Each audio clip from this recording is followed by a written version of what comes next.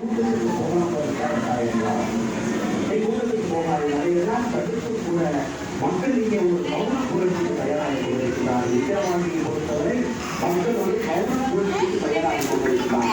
என்ன நடந்தால் அரசு இயந்திரத்தை எவ்வளவு தவறாக பயன்படுத்தினாலும் கூட இந்த முறை எங்களுடைய வாக்கு தேசிய ஜனநாயக கூட்டணி அதன் மக்கள் கட்சி தாமதத்திற்கான இந்த அன்புமணி அவர்களுக்கான உயிரிழந்த அமைச்சர்கள்லாம் இந்த மழைக்கு முன்னாடி பார்த்தீங்கன்னா அந்த குத்தி தருவோம் மழைக்கு முன்னாடி மனம் வந்தோடனே